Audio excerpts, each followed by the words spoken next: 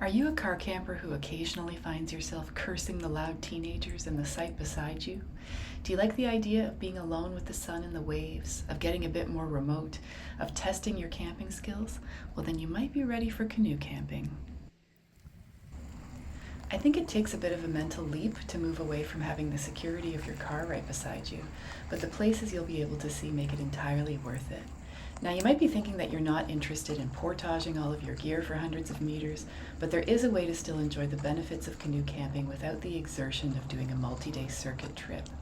So that's what this video will be about, an easy canoe trip that's perfect for beginners or for those looking for a more relaxed pace. So here we are in La Vérendrye Wildlife Reserve, which is about a 4.5 hour drive northwest of Montreal. This is one of the biggest parks in Quebec and has the biggest network of canoe camping circuits. Most people here do multi-day trips where you book a certain circuit and move each day to a new campsite along the route. But if you're looking for something a little more relaxed, they also offer these fixed sites which you can book in advance for multiple days and stay in the same spot. So here's a map of the main lake called Jean Perret, where the canoe rental place is located here in Le Domaine. This dotted line gives you a sense of the kind of route you could do if you were doing a multi-day trip. And these yellow sites marked along the way are first come, first serve and can be used by anybody who's doing a canoe circuit route like this. But these blue sites here, the ones that are closer to the canoe rental, are the fixed sites that I mentioned, and they can be booked in advance for multiple days if you just want to stay in one place.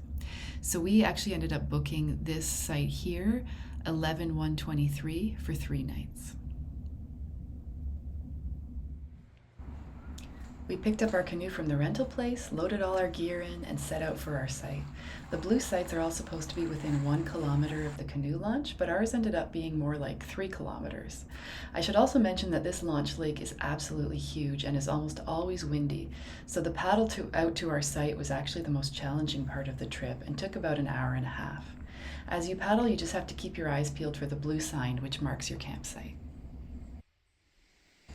This site would be a bit difficult for a novice paddler to stay in alone because you really have to lift the canoe up quite high to get it onto the rocks, but with 2 people it was easy. One of the reasons we chose this site is because it faces west for the sunset views, and we were not disappointed.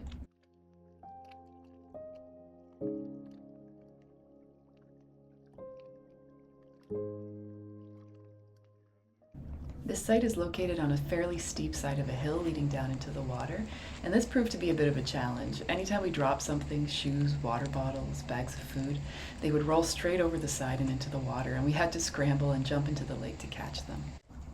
But aside from that, the park staff have built a nice level fire pit with wooden benches to sit on. There are also 2 relatively flat areas to set up tents, although the one in the front tilts quite a bit toward the water, and I slid off my sleeping pad quite a few times during the night.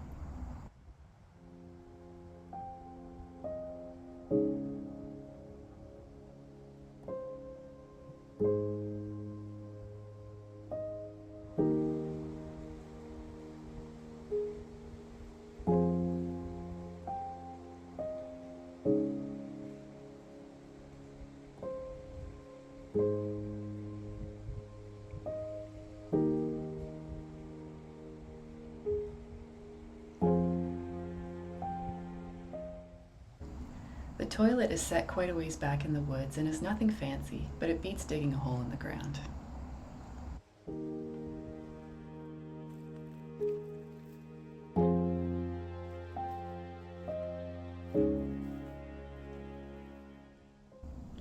My only major complaint about this site is that there were no good trees in which to hang our food. We ended up using this pretty small tree at the entrance to the site, which wasn't ideal. We couldn't hang the bags very far out from the trunk because they would have just broken off, so we were just lucky that no animals got in.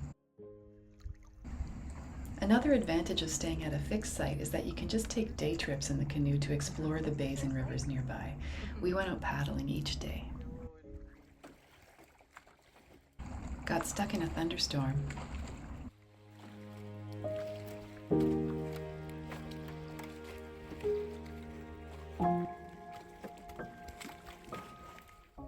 And explored some of the other fixed sites.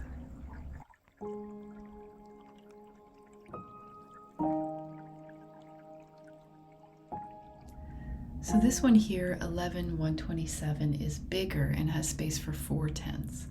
It's also much flatter, and it has a nice little rocky beach that would make getting your canoe in and out of the water a bit easier.